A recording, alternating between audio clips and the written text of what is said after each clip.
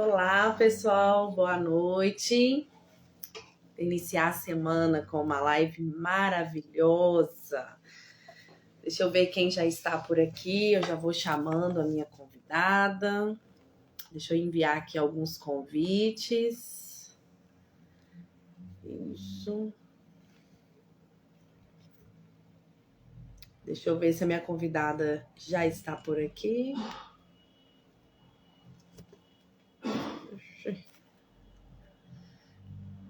Vamos lá.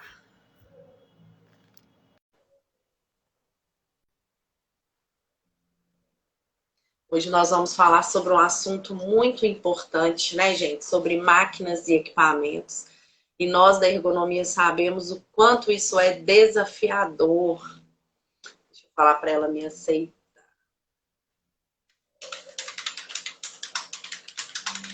Gente, aproveita para ir convidando mais pessoas.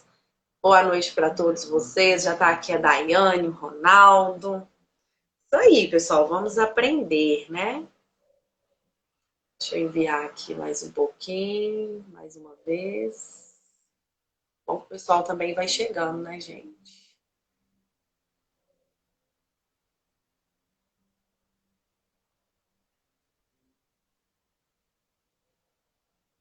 Só aguardar a professora Mara.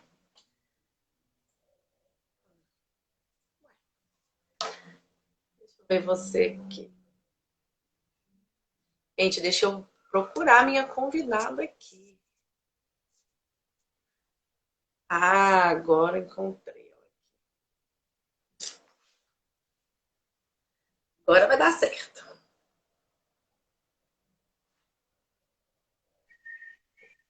Olá, professora Mara. Oi, Luciane, tudo bem? Tudo jóia? Boa noite. Tá dando Boa para ouvir noite. aí direitinho? Sim, tá ótimo. Ótimo. Dá uns segundinhos para o pessoal ir chegando. Vou convidar aqui Uhum. mais alguns. Você viu que nós tivemos bastante perguntinhas, né? Oi, tô com É elas muito, aqui. é muito bom. E, Omar, aproveitando, né, antes da gente dar início, eu gosto muito desse espaço porque a gente sabe que o tempo hoje é muito complicado, né? E a gente poder ter, né, a oportunidade de poder tirar as nossas dúvidas, né, com pessoas que estão aí na lida todos os dias, podendo É, compartilhar esse conhecimento, não tem preço, né? Então eu já inicio aqui agradecendo a você pela oportunidade, né, de poder compartilhar aí o seu conhecimento conosco.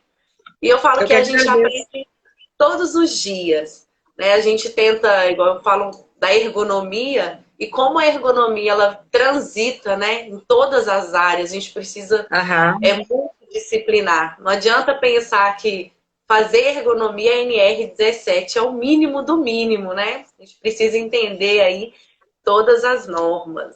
é O isso. pessoal já chegou.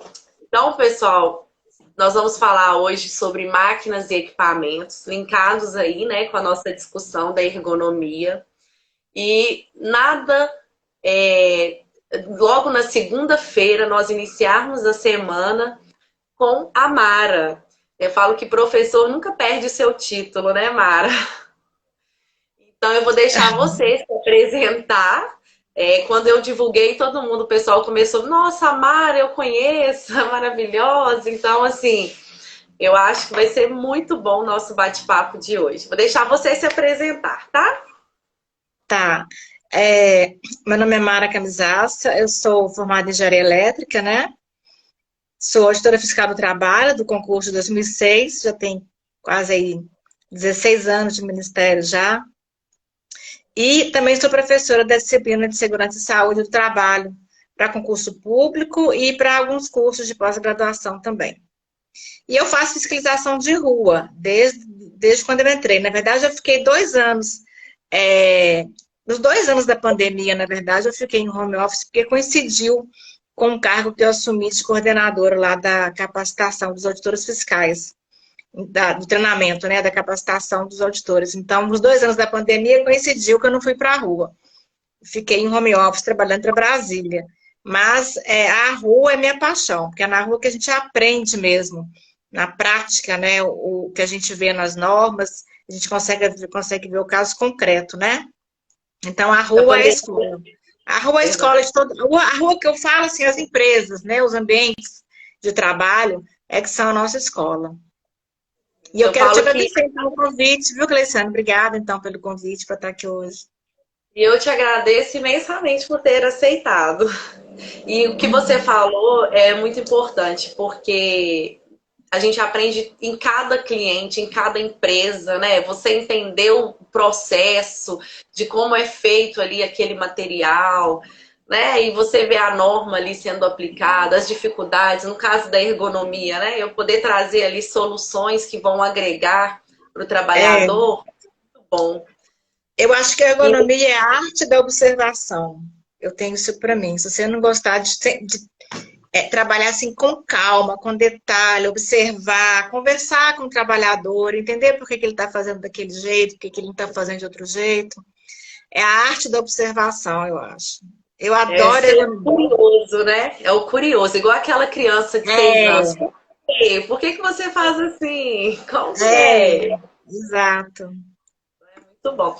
E nada mais, nada menos do que pensar, né, em máquinas e equipamentos. Às vezes a Aham. gente chega nas empresas e vai se fazer ali uma proteção, ou chega já se tem algo ali que não se pensa na ergonomia, né? Às vezes tem a proteção, melhorou, atendeu o NR12 ali, mas atrapalhou ali para NR17. Como que fica isso? Como Uhum. conciliar, né? Máquinas e Uhum. equipamentos e a ergonomia. Então tem tudo a ver o nosso bate-papo de hoje, né, Mara? E eu já Uhum. inicio com um exemplo. Tem um frigorífico, não sei se você conhece aquela máquina moedora. Uhum. Antes o trabalhador subia ali uma escadinha, conseguia virar, né, o vasilhame dentro da máquina sem ele ter que fazer elevação de braço e tal. Veio o pessoal, fez a proteção, falou que um fiscal do Ministério do Trabalho tinha ido lá e pediu daquela forma. Eu falei, gente, mas fizeram uma escada e uma proteção tão grande que o trabalhador tinha que subir a escada, levar o braço lá no alto para poder girar. E teve um acidente devido a isso. Ele escorregou com o Uhum. vasilhame, caiu, ficou afastado um bom tempo. Eu falei, gente, não é Uhum. possível que o fiscal pediu para fazer desse jeito aqui. Eu acredito que ele pediu para atender, né, a norma, fazendo a proteção, mas também tem que olhar se vai ter, como que vai funcionar isso na prática, né? É, pode falar. Então, essas questões, às vezes a gente chega e tá lá, tem a proteção, mas você vê que não pensou na ergonomia, não pensou na efetividade do processo, o trabalhador às vezes tem que agachar para poder encaixar a peça ali. Então, são muitas coisas que envolvem aí, né, máquinas e equipamentos. Na verdade, o auditor fiscal, ele não deve dar a solução, porque quem conhece, ninguém melhor que conhece o processo que a própria empresa, o próprio empregador, os empregados, né? O que a gente exige é o cumprimento da norma, então que seja um procedimento que seja realizado com segurança, mas a gente não dá a solução, não é, na verdade, não é para isso acontecer, É. né? E assim, mesmo para a gente falar um pouquinho sobre isso, né? Hoje, tirar essas dúvidas. A gente recebeu bastante Aham. perguntinhas sobre o nosso tema. Eu acho muito legal as pessoas Uhum. poderem aproveitar, né, esse momento para poder tirar as dúvidas e poder fazer bem feito lá na empresa, né, Mara? O Uhum. Uhum. trabalhador ele poder receber isso, né? Estar no posto de trabalho com segurança, podendo manter a saúde, o conforto, né? Esse é o nosso Aham. principal objetivo.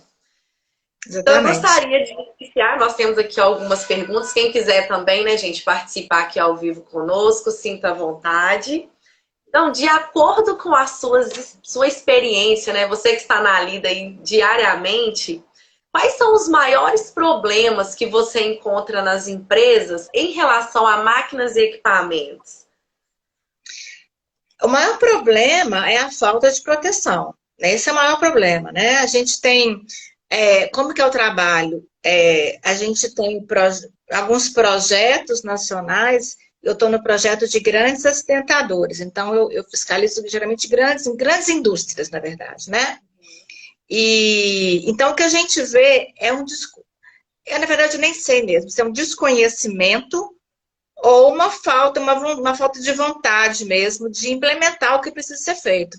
Então, o que eu mais vejo, os maiores problemas são a zona de perigo desprotegida, de prensa, de dobradeira, todo tipo de máquina, guilhotina, a gente encontra e algumas máquinas muito específicas, às vezes, do processo produtivo, que nem consta na NR12, porque a NR12, ela tem alguns anexos específicos de máquinas, e para aqueles anexos, a proteção tem que ser como está na norma, como está no anexo. Agora, a norma, obviamente, não tem condição de abranger todas as máquinas que existem, isso não tem a menor condição. Então, nesses casos, quando a máquina não está no anexo, a gente vai para o texto geral.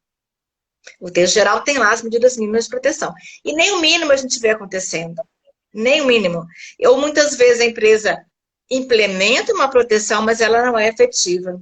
Esse é um grande problema também. Outro problema são os riscos adicionais, tipo geração de ruído, superfície aquecida, né? Então, a geração de ruído,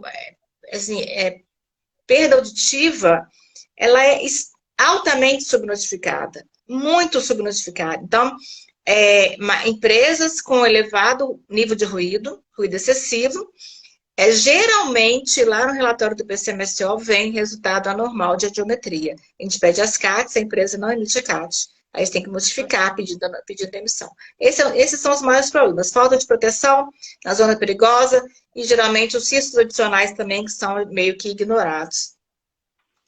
E tem uma área que eu vejo essa questão de falta de proteção muito comum, acontece em construção civil, né? Tem vários empreiteiros, assim, e às vezes para facilitar ali uma certa atividade, às vezes o próprio trabalhador cria ali um novo equipamento também, né? Que jamais vai estar conectado.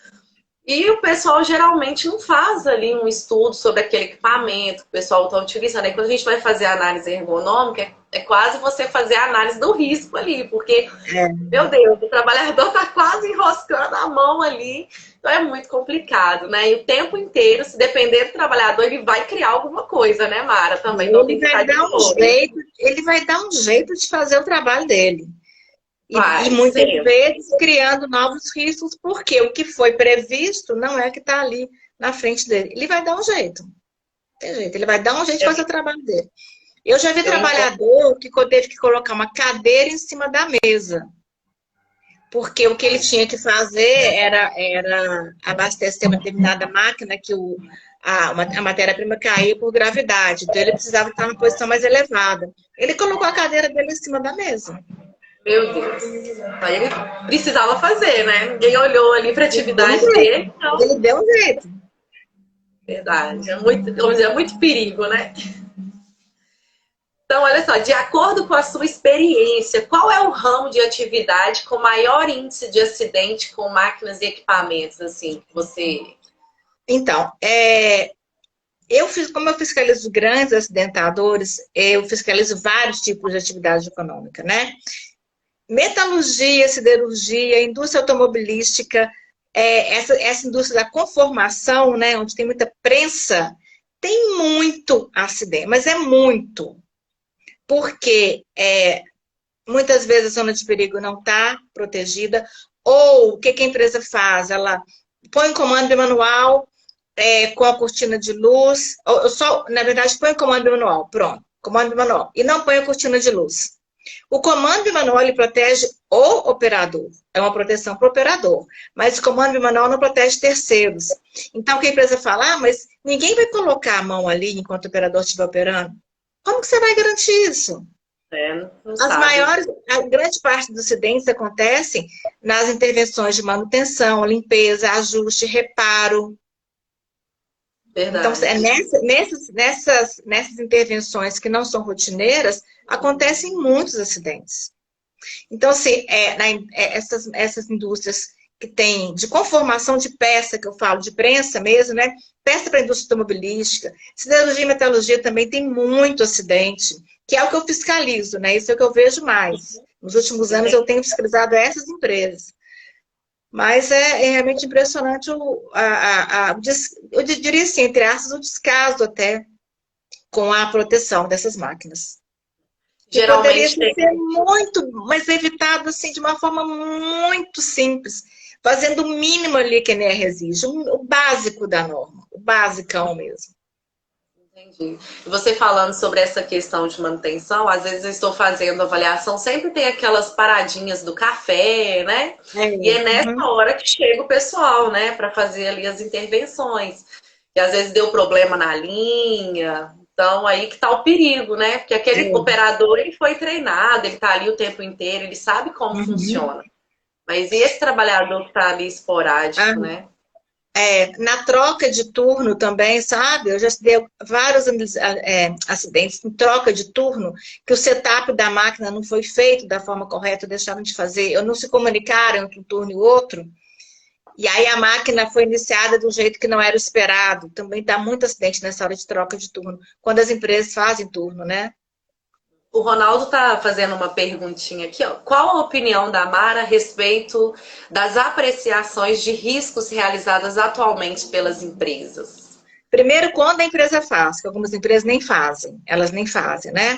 Algumas empresas têm feito algumas análises de risco, porque a apreciação é a análise mais a avaliação, né? Que a NR12 chama de apreciação, é a análise do risco, né? A identificação ali, reconhecimento e identificação, mais a avaliação, que é você dar, classificar ali a significância do risco, né? Eu tenho visto algumas muito boas, tá? Algumas vou chamar de análise, né? Que é o nome que a norma dá, usando HRN, que é aquele método para máquinas, né, muito boas. Mas, assim, algumas empresas não fazem, ou apresenta para a gente uma análise de risco feita lá 15 anos atrás, 10 anos atrás, a máquina já mudou, já nem é a mesma, elas não atualizaram a análise.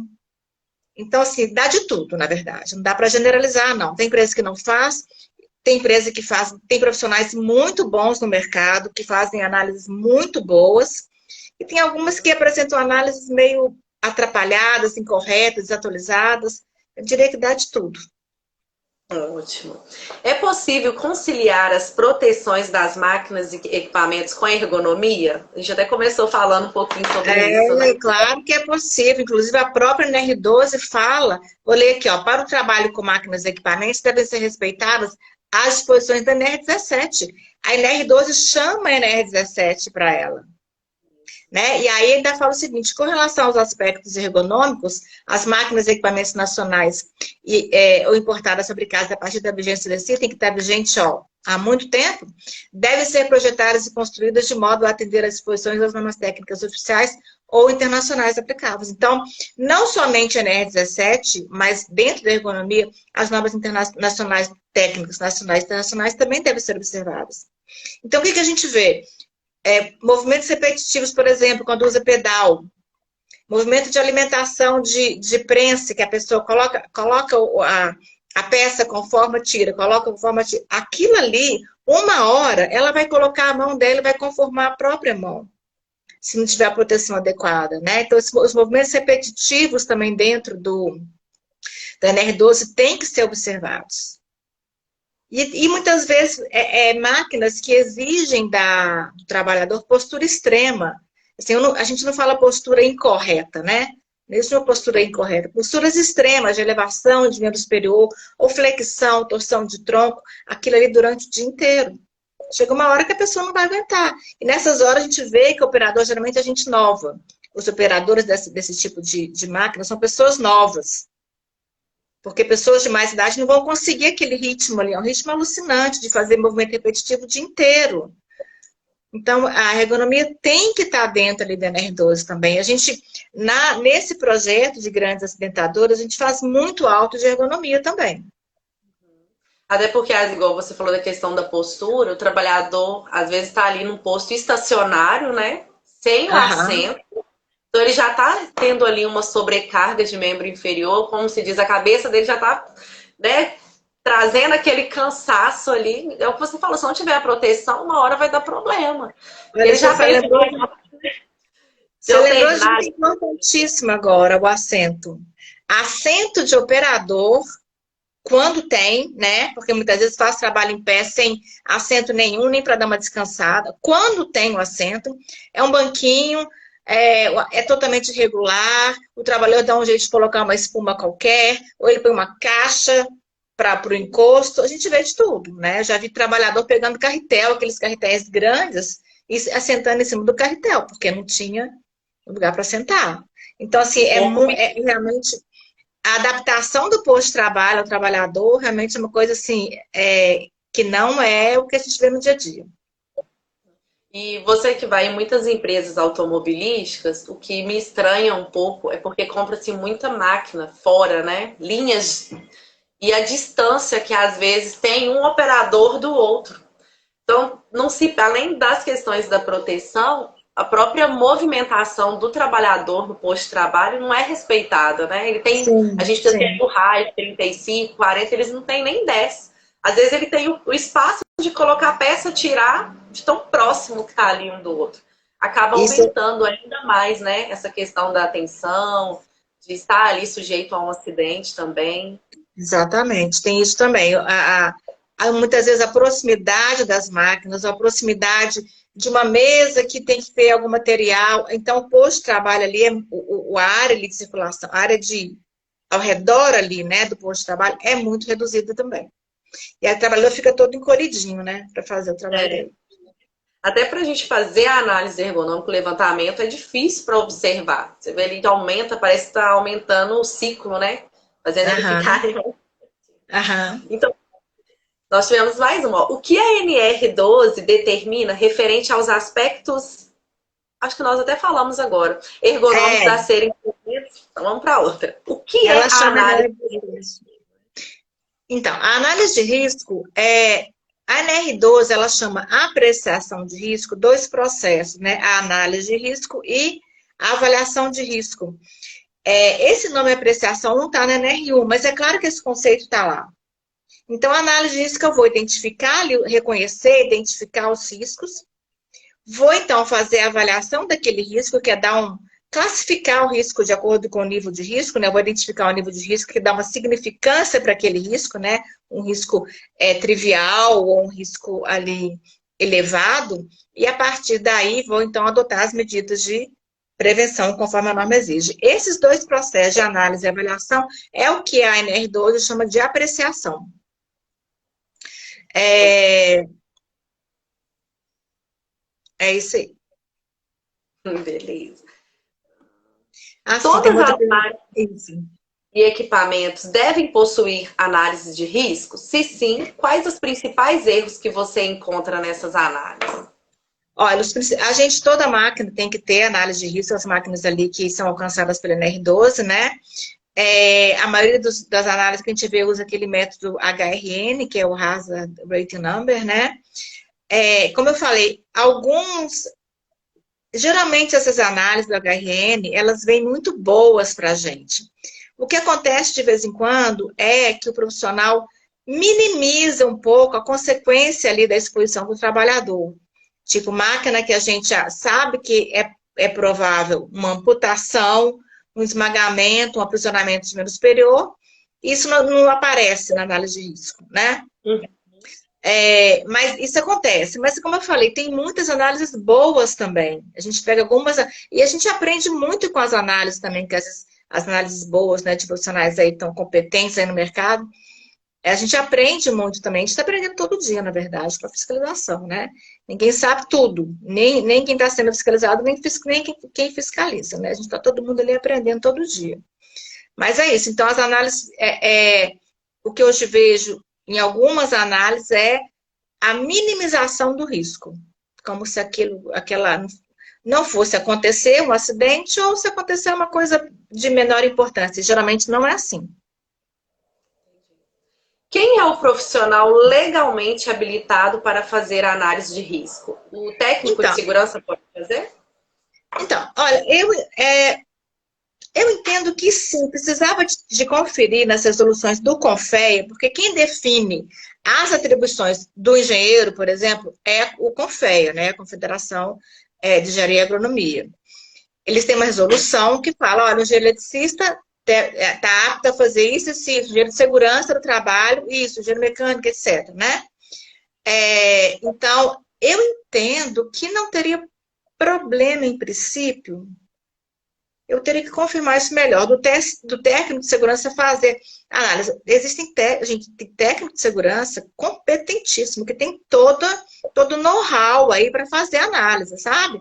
Então, assim, eu acho que depende muito ali do próprio profissional, mas eu não sei se o CREA determina que isso seria uma ação, uma atribuição, né, somente do engenheiro. Aí tem que confirmar com a resolução do CREA. Nós tivemos aqui a Vânia também que mandou uma perguntinha. Quando a norma muda, continua válida a apreciação de risco em função da alteração dos itens da norma? Então, olha só, a apreciação de risco, ela é prevista em norma técnica, né? A NR12, ela só fala que tem que ter. Né? Inclusive, o primeiro item lá da NR12 fala que a norma ela é complementada por normas técnicas nacionais e internacionais. Né? Então, não tem. A norma mudou, mas a máquina mudou? Não, né? Então, assim, em princípio, aquela apreciação está válida. Okay. A não ser que a norma venha trazendo alguma coisa além, alguma exigência além do que a redação anterior, mas em princípio não precisaria. Né? Verdade. Você já fiscalizou alguma empresa onde não existia nenhum tipo de problema nas máquinas e nos equipamentos? Olha, não. Na verdade, algumas eu conto assim na palma dos dedos de uma mão só, as empresas que eu falei, gente, que top, top, essa empresa, realmente muito boa. Algumas delas eram multinacionais, que trouxeram a cultura de segurança de fora, né? Mas com empregados todos brasileiros, tá? Esse ano, por exemplo, eu fiscalizei uma empresa enorme que eu falei, gente, uma empresa enorme mesmo, que assim, teve alguns acidentes e aí eles adotaram ações imediatas após o acidente. Quando a gente chegou lá, já estava tudo certinho de novo. E assim, sempre tem alguma coisinha, não tem jeito, sempre tem. Mas assim, a maioria das empresas tem muito problema. A maioria, eu diria assim que menos de 5% é que está mais ou menos bacana, assim. A gente fala top. Muito bom. A gente fica mais tranquila quando fiscaliza, entendeu? Dá a sensação de segurança, né? Mas então, assim, respondendo, não, nunca fiscalizei nenhuma empresa onde não tinha nenhum tipo de problema. Nunca, com relação à máquina e equipamento. Nunca. Sempre tinha alguma coisa que tinha que fazer, que tinha que melhorar. Nós tivemos uma aqui também agora, olha. Se no PGR não mensurei um risco, mas entrego o EPI de forma prévia. Se mensurar no PGR, qual a visão? Tá um pouquinho confusa essa pergunta. Deixa eu ver se eu acho que é da Marzi. Gente, coloca na caixinha de pergunta, fica mais fácil, porque aqui vai passando. E aí depois a gente volta nas perguntinhas aqui. Eu não tô vendo essa pergunta. Apareceu para você, ela tá bem aqui. Ó. Se no PGR eu não mais entrego a PEI de forma preventiva, se não será PGR, qual a visão do fiscal? Tá, não entendi muito bem, não, mas olha só. Risco não reconhecido no PGR é sinal, provavelmente vai acontecer um acidente ali. Risco não reconhecido não pode ser avaliado. Consequentemente, a medida de prevenção não vai acontecer, não vai ser identificada a necessidade de medida de prevenção. Ou seja, vai acontecer um acidente em algum momento. Uma outra coisa muito interessante por exemplo, eu tenho uma serra circular com o risco de corte exposto. Isso eu estou falando que eu já vi isso acontecer na prática também. Como é que eu vou fazer essa pergunta? Existe algum EPI para essa situação? Não existe. EPI para risco mecânico, risco de acidente, de corte, não existe. De corte, amputação, esmagamento, aprisionamento, não existe. Eu vou dar aquela luva, isso que eu estou falando aconteceu na empresa que eu fui. A luva de açougueiro, de malha de aço, meu Deus, se houver...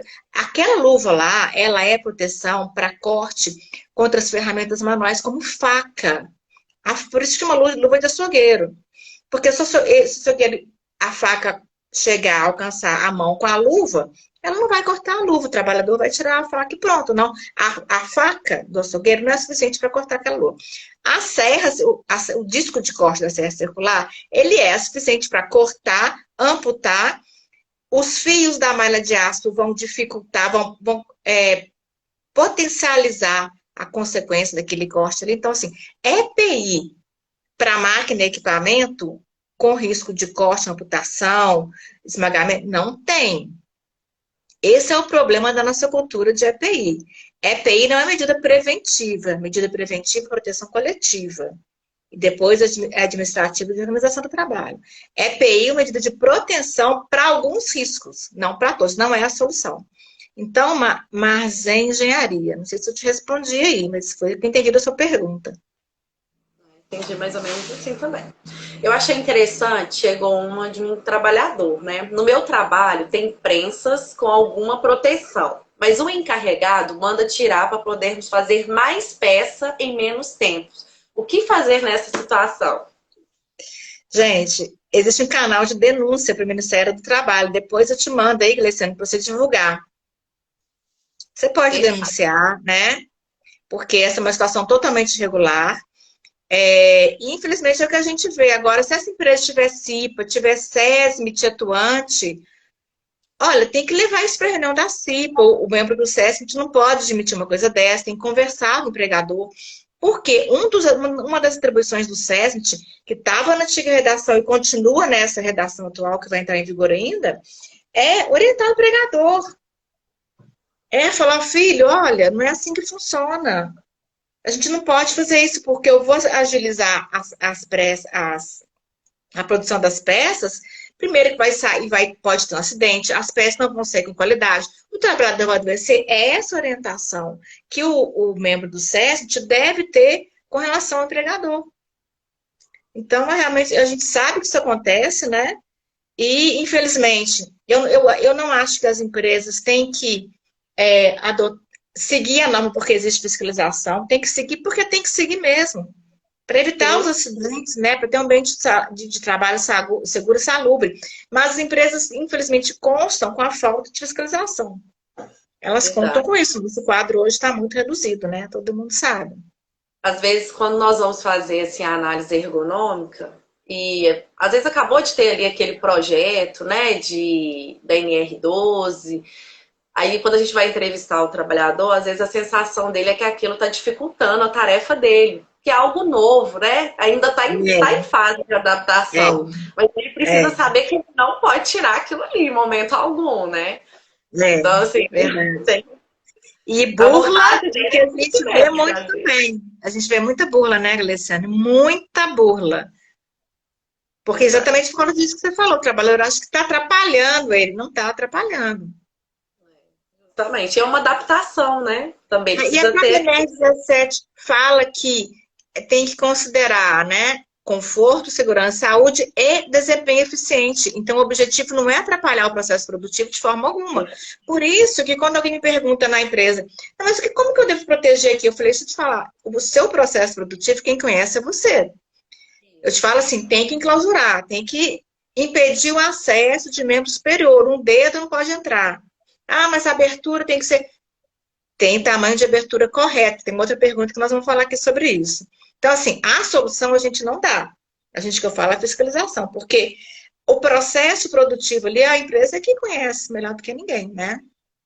E quem estiver fazendo ali, né, o projeto, conversar também com o trabalhador, né? Entender funciona, que o trabalhador ele vai dar ali e falar assim, olha, aqui eu preciso colocar aqui a peça, como que ele faz, qual que é a dimensão que ele precisa ali, né? Então não adianta só ver o projeto da máquina sem ver a funcionalidade ali do trabalhador, porque uma coisa é o prescrito de como a máquina faz. Exato. A outra é como o trabalhador realiza aquilo ali durante a tarefa. Que muitas vezes são totalmente distantes, né? Não há uma convergência ali entre o modo operatório e o trabalho prescrito, exatamente. Verdade. Numa empresa de pequeno porte, não tem PLH, responsável por máquinas e equipamentos. O TST pode fazer o treinamento para o uso de pequenos portes elétricos, tipo furadeira e máquinas, com carga horária de 2 a 4 horas?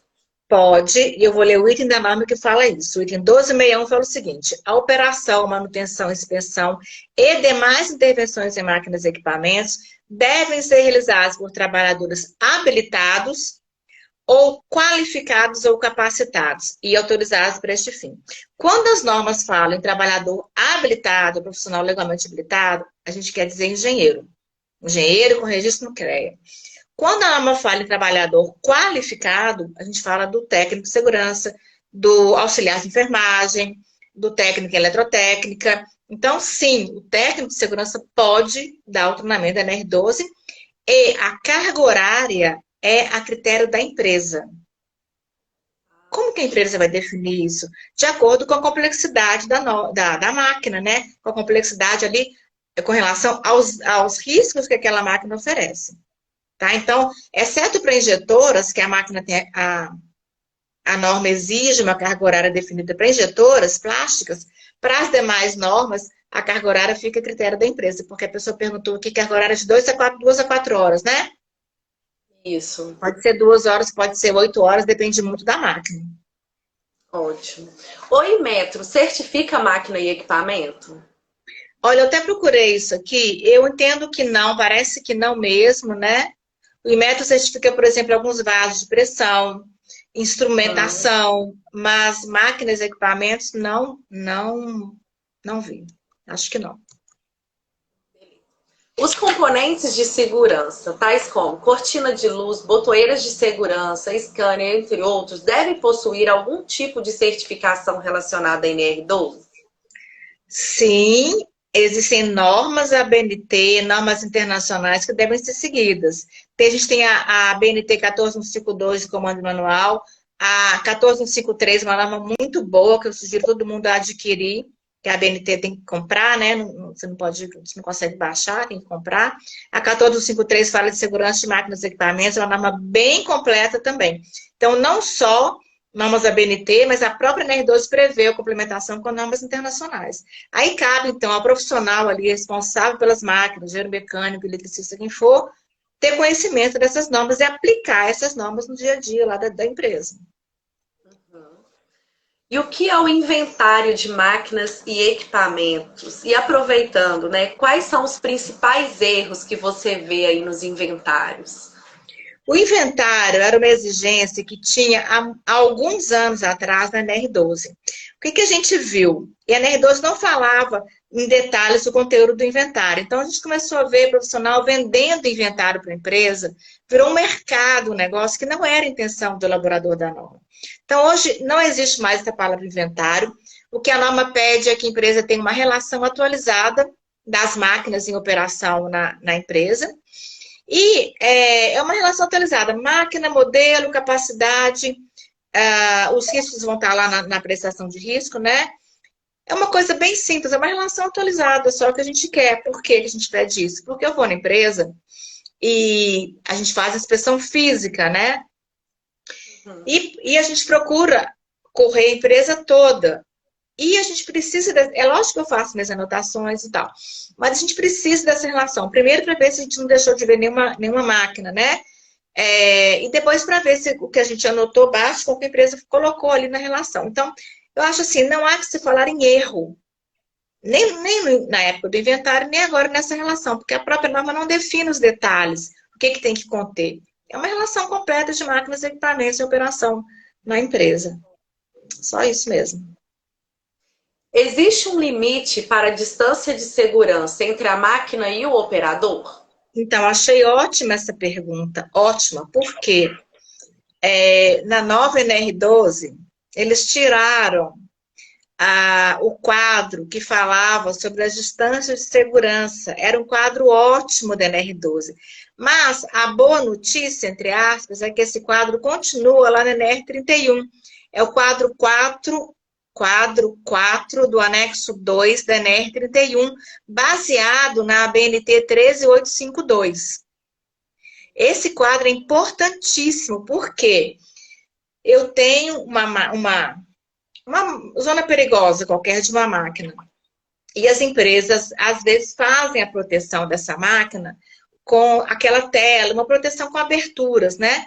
Então, esse anexo, que está lá na NR31, ele define o tamanho máximo da abertura de acordo com o risco, com a distância ao risco e se eu consigo entrar com o dedo, com a mão, com o braço. Então, a distância, esse anexo, ele dá a distância entre a proteção e a zona de risco. É ótimo o anexo, ótimo. Então, só consultar, quem tiver com dúvida nisso, vai lá no NR31 para tirar essa dúvida ou adquira a ABNT 13852. Ótimo. Quais as medidas de proteção individuais e coletivas estabelecidas pela NR12? Olha, a NR12 basicamente é uma norma de proteção coletiva. Ela até cita que a hierarquia das medidas de controle tem que ser obedecida, por último tem que ser fornecido o EPI. Mas como eu falei, EPI para máquinas é um negócio assim muito específico, eu diria EPI para riscos adicionais. A máquina gera ruído, ela tem superfície aquecida, eu vou usar uma luva adequada, vou usar um protetor auditivo, mas antes vou tentar sempre eliminar aquele risco adicional. Como que eu vou eliminar o ruído na máquina? Eu vou tentar enclausurar onde é o motor que está gerando ruído. Às vezes, procedimento de manutenção já consegue dar uma melhorada no ruído. Então, a NR12, na verdade, ela é uma norma de proteções coletivas para máquinas e equipamentos. Tá? Proteções fixas, móveis, de acordo com o uso da máquina. Perfeito. Nós tivemos uma perguntinha também que fala assim, ó, tem uma dúvida sobre o item 12.3.7.1. Se todos os painéis das máquinas e equipamentos devem possuir o DPS, ou se o DPS instalado na saída do trafo da fábrica, é válido o atendimento ao item? Então, olha só, o item 12371, que essa pessoa perguntou, ele fala o seguinte: as máquinas e equipamentos devem possuir o dispositivo protetor contra a sobrepressão, que é o DPS que ele falou, quando a elevação de tensão puder ocasionar o risco de acidentes. Então, o responsável, o eletricista, o responsável pela instalação elétrica, ele tem que avaliar se a sobretensão ali naquele circuito elétrico tem possibilidade de ocasionar um risco de acidente. Muitas vezes não, muitas vezes nem vai precisar. Então, assim, eu não tenho nem como falar isso aqui agora. E eu vou aproveitar até para falar o seguinte: eu recebo muita dúvida de aluno, de profissionais, falando: na minha empresa é assim, assim, assado, eu posso fazer isso? Eu não posso dar essa resposta. Não posso, assim, do ponto de vista da minha atuação, eu não posso dar parecer em casos concretos, que eu não estou fiscalizando, eu não estou vendo ali o que está acontecendo. Então, essa dúvida é esse caso. Eu não sei, eu não conheço o circuito, eu não conheço ali nada. Então, assim, eu geralmente respondo com base no que está na norma. Essa é a minha resposta, né? Eu não posso ficar dando parecer sobre casos concretos que eu não estou fiscalizando. Não posso fazer isso de forma alguma. Em alternativa ao item 12.4.13 e 12.4.13.1, que é o uso de 25 VCA, nos componentes de partida de parada dos equipamentos, quais outras medidas podem ser adotadas caso não seja viável a adoção destes itens em função das características técnicas do ambiente? Olha só, essa pergunta é muito boa também. A redação desses itens não dá margem para introdução de outras alternativas. A redação do item, ela é objetiva. Os componentes, partida e parada, eles têm que atuar, eles têm que operar em extra baixa tensão. Tem que ser feito, então, uma alteração, porque máquinas mais antigas não eram dessa forma, né? Atuavam em baixa tensão. E agora, na nova redação, a norma exige a atuação em extra baixa tensão para maior proteção do próprio trabalhador. Então, a redação desses itens da norma não dá margem para essa interpretação de adoção alternativa. Ela tem que ser adaptada, tem que ser adequada para extra baixa tensão. De acordo com o que está prescrito, né? Que é 25 volts em corrente alternada e 60 em corrente contínua. Ótimo. Somente a aplicação da norma NBR 5410 de instalações elétricas de baixa tensão, item 5.1, é o suficiente? Então, eu não sei falar isso, eu acho que depende muito da instalação. A NBR 5410, com certeza, ela é aplicável, né? É a norma para instalação elétrica de baixa tensão, mas eu acredito que outras normas técnicas da área elétrica também devem ser aplicáveis de acordo com a situação. Eu não sei qual que é a situação que está aí, que o colega está perguntando. Qual a periodicidade para os treinamentos da NR12 que você entende ser mais coerente? Olha só, a NR12 nessa parte de treinamento, ela é meio, digamos assim, aberta. Primeiro que ela não determina a carga horária do treinamento, exceto para a máquina injetora, né? Ela determina conteúdo. No caso dessa pergunta, o treinamento, ele está perguntando aí sobre treinamento periódico, que a norma chama de treinamento de reciclagem. Esse treinamento de reciclagem que a norma manda, que a norma chama, é o mesmo treinamento da NR1, só que a NR1 chama de treinamento eventual. No caso de treinamento de reciclagem, a gente chama de treinamento de reciclagem, que é treinamento situacional, cuja realização depende da ocorrência de algumas situações. Que é o item da norma fala o seguinte, o 1268 fala o seguinte, deve ser realizada capacitação para reciclagem do trabalhador sempre que ocorrerem modificações significativas nas instalações e na operação de máquinas ou troca de métodos, processos e organização do trabalho que impliquem em novos riscos. Então, se houver alteração de método, processo de trabalho que impliquem em novos riscos, terá que ser feito um treinamento de reciclagem. É isso que a norma fala. Beleza. Chegou uma aqui do Magno. Eu vou parar minha listinha para a gente ir na caixinha aqui do pessoal. Na sua visão de fiscal, você acredita que os riscos mecânicos e ergonômicos serão transmitidos no E-Social? Olha, o E-Social, ele é, hoje, o que a gente chama de evento de SST do E-Social, na verdade, não é evento de SST, esse não é o nome correto. Porque os eventos para E-Social hoje são eventos previdenciários. O que significa isso? Primeiro, deixa eu falar. O E-Social nada mais é do que uma plataforma de prestação de informações. Tributárias, tributárias, trabalhistas e previdenciárias. E-Social não criou obrigação nenhuma nova. Aliás, essa foi uma das condições para o E-Social existir. Não criar nova obrigação. Então, é só uma plataforma de transmissão centralizada dessas informações. As informações trabalhistas que são enviadas são informações que a gente chama da legislação trabalhista, relativa a salário, o CBO, jornada, de segurança do trabalho, que a gente fala assim, da gestão de segurança, não. São só eventos previdenciários que, por um acaso, que são CAT e PPP, são os dois eventos previdenciários que são enviados lá no E-Social, por um acaso, usam algumas informações da NR9, da NR6, da NR7. Por um acaso. Então, por isso que eles chamam de eventos de SST do E-Social, mas são eventos previdenciários, tá? Não sei se eu respondi aí a pergunta do colega. Deixa eu vir aqui para a caixinha, que nós temos algumas. Olha, a Vânia pediu assim, ó, a medição de continuidade elétrica para carcaças involucros é obrigatório? Medição de continuidade elétrica para carcaça invólucro. Isso daí é uma medida de prevenção do choque elétrico. Claro que sim, né? Claro que sim. Nenhuma área que tenha risco de choque elétrico pode estar acessível. Ou ela não está acessível, ou ela está protegida. Essa avaliação aí é uma medida para evitar o choque, né? Você não quer ter aí corrente de fuga circulando ali sobre as partes metálicas acessíveis da máquina, né? Mara, o que você acha da inclusão da avaliação psicossocial na AET? Eu acho excelente. Inclusive, a NR1 fala em risco ocupacional, né? O que é risco ocupacional? São todos os riscos ali aos quais o trabalhador está exposto, inclusive o risco psicossocial. Não é porque não está escrito na norma, expressamente psicossocial, que esse risco psicossocial não deve ser avaliado. Né? Então, algumas atividades, principalmente banco, teleatendimento, ou empresas mesmo com metas assim, muito rígidas, né? Às vezes inalcançáveis, é muito importante essa avaliação psicossocial, na minha opinião.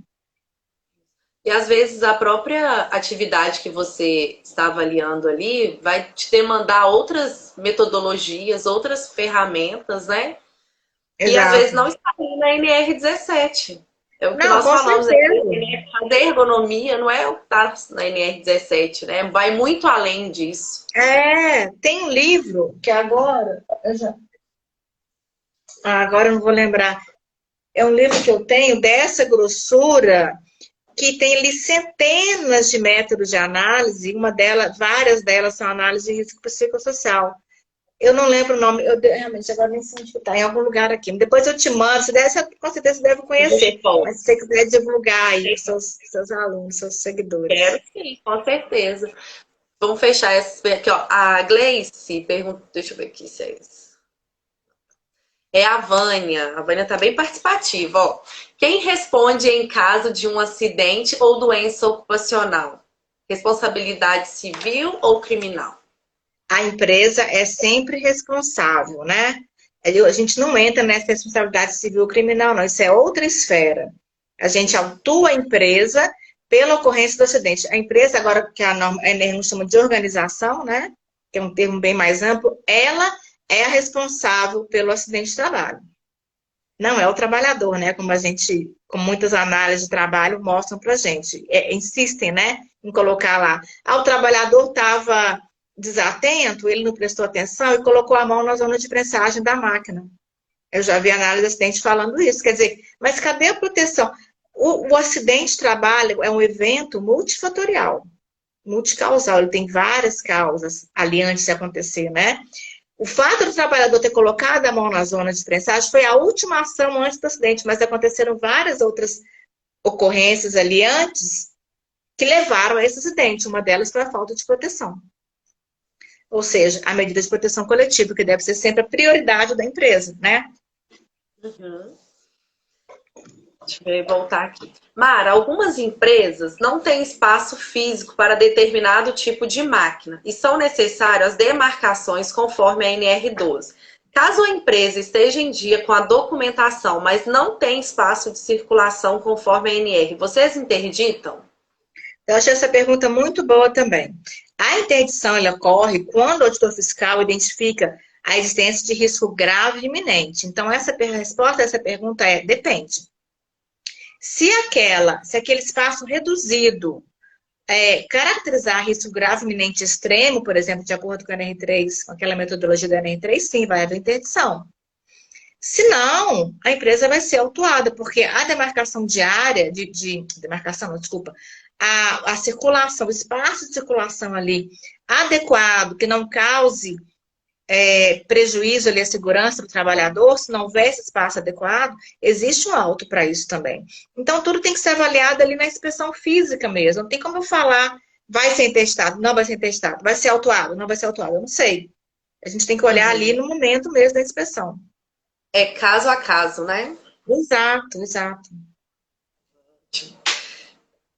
É uma pergunta sobre a reconstituição de manual de máquinas e equipamentos. Se é Aham. comum você encontrar reconstituição, uma vez que nem todos os fabricantes forneceram isso no passado e algumas empresas nem existem mais. E É aí? ótima pergunta. Todas as perguntas que você mandou são muito boas, todas elas. Essa é muito boa também.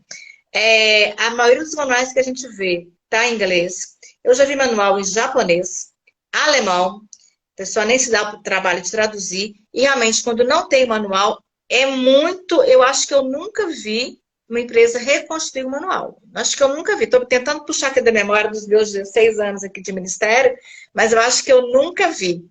E aí o que acontece? A empresa é autuada, baseia em quê para operar aquela máquina? Não é?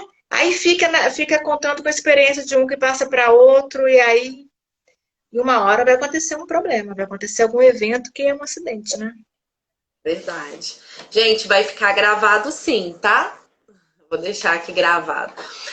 E, Mara, nós já estamos aqui chegando ao finalzinho, né? Aqui nós estamos em Belo Horizonte com um friozinho hoje, É, né? E qual conselho você dá assim, em relação a máquinas e equipamentos?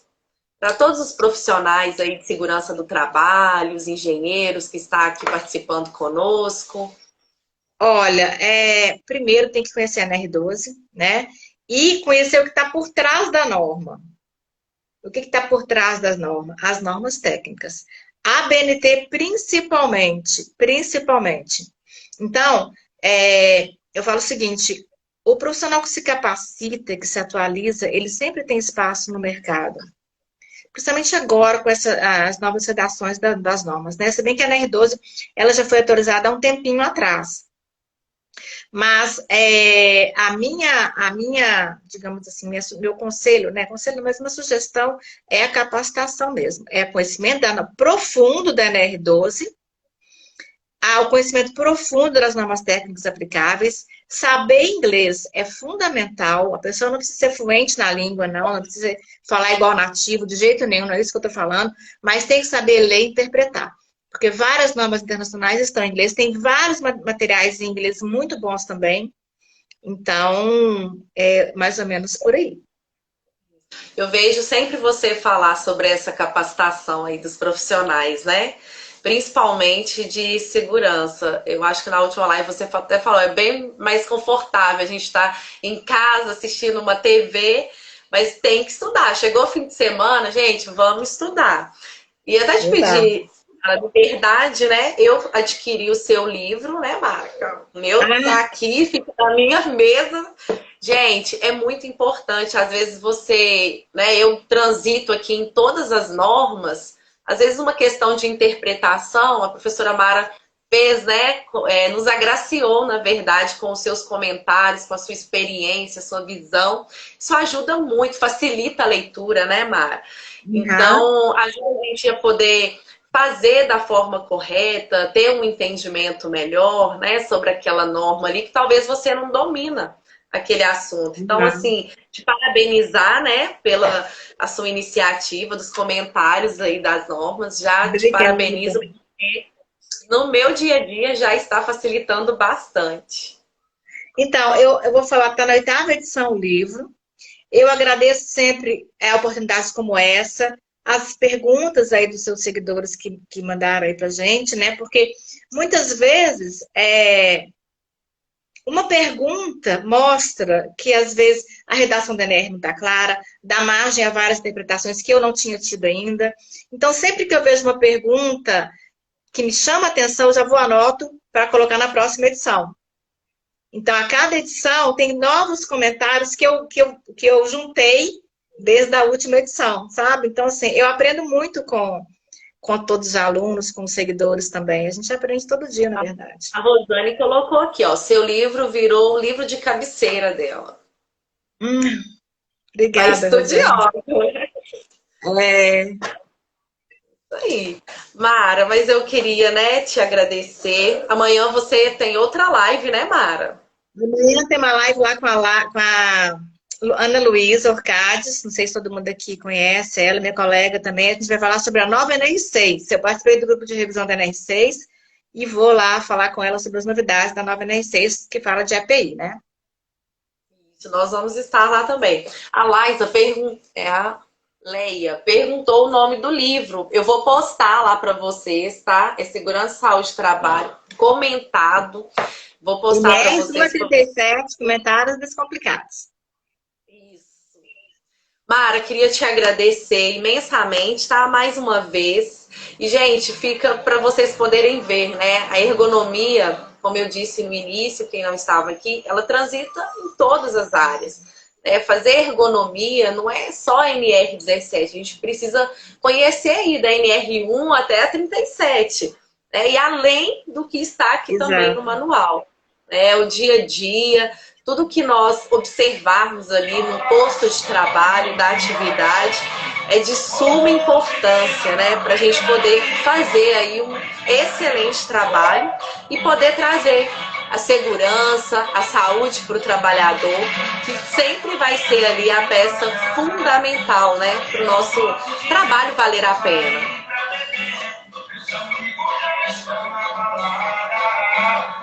Gente, aqui hoje... Aí na sua casa? É na rua. Tem um animado aqui na rua. Meu Deus do céu. No cabaré.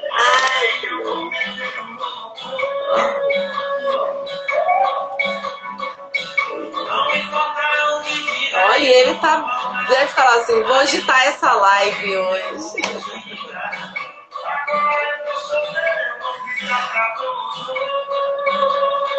Gente, ele tá, ó.